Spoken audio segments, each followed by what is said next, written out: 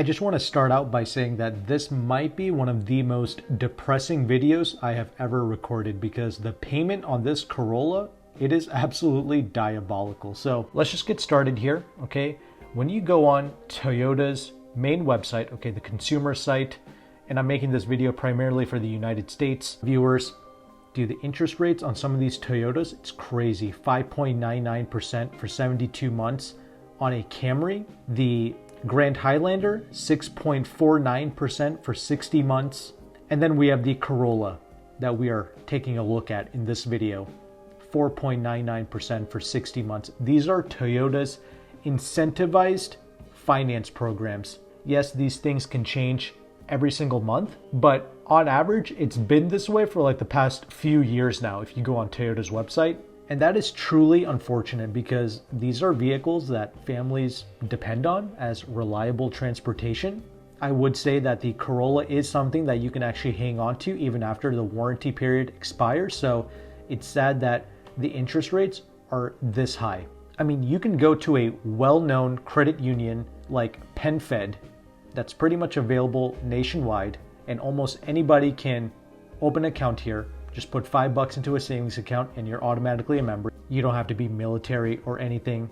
And on a new vehicle for 60 months, they're at 4.44%. So they are undercutting almost all of Toyota's vehicles regarding new finance rates. Amazing. But regardless though, let's get started here. The Corolla that I have selected for an example in this video, it's going to be the 2025 SE sedan. I think this is the best trim level in the Corolla sedan lineup. It's got slightly sportier suspension to just make it handle a bit better. It's still really economical. Gets 31 city, 40 on the highway. Looks pretty decent. Comes with some good options. I selected the convenience package for $530 to get the blind spot monitoring. So the total MSRP of the vehicle we are checking out, it's going to be $26,430. And even though I'm partnered with two of the main car brokers in the United States, AutoCompanion and Jim, neither of them really have any Corolla deals. In fact, they're pretty much at MSRP on them, which means after you pay their broker fee, you're paying over sticker price at that point. And if you need to have the vehicle shipped, well, that's just even more money on top. So even they suggest not buying Corollas from them for this reason. So you, the consumer, it's going to be best for you to just go out, find a Corolla at sticker price without any inflated fees tacked on, like nitrogen fees, tint fees, etc. And on an article from Kelley Blue Book's website, it says that your total monthly car payment should not exceed more than 20%, and that includes the car loan, the insurance, maintenance, fuel, etc. But on the absolute conservative side, it should be around 10% of your net monthly take-home income. So between 10 to 20%. So I ran some numbers on calculator.net. I utilized the MSRP of $26,430. For right now, I'm using Toyota's 4.99% for 60 months. I'm utilizing Pennsylvania as the example state with a 9% sales tax and $1,750 for dealer fees, registration, etc. So everything included, and with zero money down, the monthly payment on this Corolla, it's going to be $576.54 per month. That is absolutely diabolical. That interest is crazy. The monthly payment is crazy. This is an entry-level economy car. It's not even a Camry. This isn't even the top trim level of the Corolla. And we're at $576 a month, and that's assuming you have perfect credit, because that 4.99%, that's for people with like a 700 plus credit score. And this is why I said in the beginning of this video, this is one of the most depressing videos I've made. But wait, we have to add in fuel and a rough monthly insurance cost as well. So fuel, I just typed into Google, monthly fuel cost for a Toyota Corolla SE. It spat out $168 a month. That's assuming a combined 34 mpgs and about $3.30 per gallon of fuel. So this AI generated result is assuming that the individual will be driving about 1,730 miles per month, or a little over 20,000 miles per year. So $168 a month for fuel. And I checked on Reddit, somebody in Chicago is paying like $125 a month for their XSE hatchback Corolla. It's a 2022 model year, so we'll just use 125. Why not? So with insurance, with fuel, the total monthly cost of this SE Corolla, it's going to be $869.54 per month. Wild. That means for this vehicle to be 10% of your world, you would have to be making $8,695 a month. But more realistically, for this to be 20% of your world, you should be bringing in $4,347 a month. That's like the bare minimum you should be making to afford a brand new Toyota Corolla with fuel and with insurance. So a little over 50K in annual take-home pay. And even then, this basic economy car is going to be eating up 20% of your hard-earned income. The one bit of saving grace is once you have this thing paid off, you will be rewarded with a vehicle that does hold its value pretty well. And let's be honest, the Corolla is one of the few new cars that you can buy which you can keep past its warranty period. So that is a good thing. But come on, you gotta admit, that is totally crazy. And people wonder why I talk about leasing and dumping vehicles. When you lease a car the right way, you're literally doubling, if not tripling, your purchasing power. But I can save that more towards the end. But for right now though, this is assuming that you paid full MSRP for the vehicle. This does not include any form of negotiation, although to be fair, I also assume that you're putting absolutely no money down on the finance of this vehicle. If you're going to put zero money down, you should actually get something known as gap insurance. You can look that up on your own, but that is highly recommended if you're putting no money down. That's probably going to be another $300 to $500, which I didn't even add into this equation. But oh well, that aside, I did say that on average, most people are going to be paying full sticker price for a Corolla, but you could go a step further, try to be a shrewd negotiator, I suppose, and you can go on a website like JD Power to figure out the invoice price of a new vehicle. And on average, there's about a $1,835 difference from MSRP to invoice. People say that invoice is what a dealership pays for a car.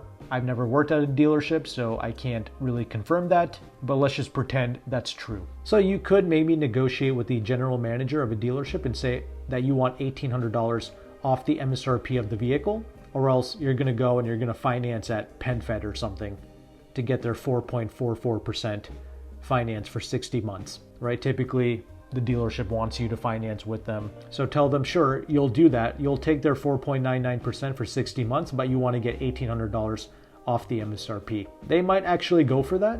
So your new total price for the Toyota Corolla SE, it's going to be $24,630 plus your 9% sales tax and your $1,750 for registration and other fees. Again, with no money down, and I'm still not including that gap insurance, your payment drops to $539.52 per month. Not a big difference at all. It's like $40. But hey, every little bit helps, I guess. So I think that would be like your best case scenario for negotiating on a new Corolla.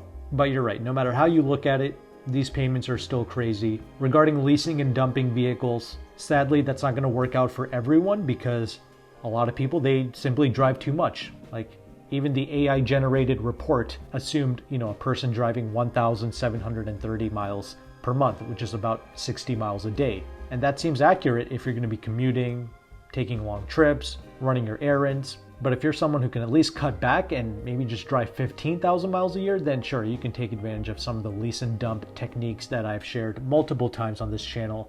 Or you can just go on AutoCompanion's website. Yes, I am partnered with this individual, but as you can see by the prices and the discounts that this individual offers, it is truly one of the most affordable ways of buying a new vehicle in the United States. Like less than $300 a month to lease a new SR Ultima, less than $400 a month to lease a CX-30 Mazda. And get this, for like the finance payment of a new Corolla, you can actually lease a BMW i4. That's what I'm saying. You can double, if not even triple, your purchasing power when you lease a vehicle. I mean, the i4, it's an EV. I'm not a big fan of EVs, but whatever. You get what I'm trying to say here. I'm not even telling you to go out and do this.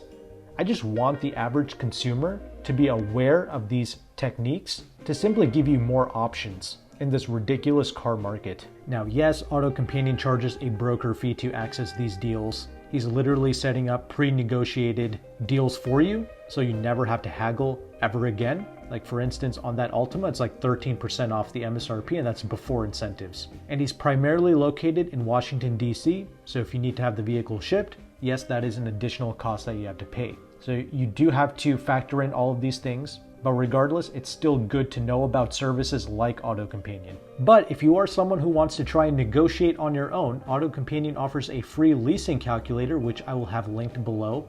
This is a very powerful tool because it shows you the interest rate of a lease, the residual values, and the incentives that you can get in your local zip code. Because I usually give this information away for free, the average consumer doesn't really appreciate this information, but many people don't realize that leasing a vehicle is absolutely pointless if you don't know the money factor or the interest rate of the lease program. And this calculator shows you that information. So you can finally take advantage of something like a lease. You can run numbers on your own. You can compare it with financing, and it just gives you an alternative method on how to purchase some of these vehicles at a relatively affordable price. I mean, some people blow more than $300 a month on cable and on coffee. So I'll have the resources linked below. And I'm definitely very interested in hearing your thoughts regarding this Corolla and the payment for these new cars in today's market.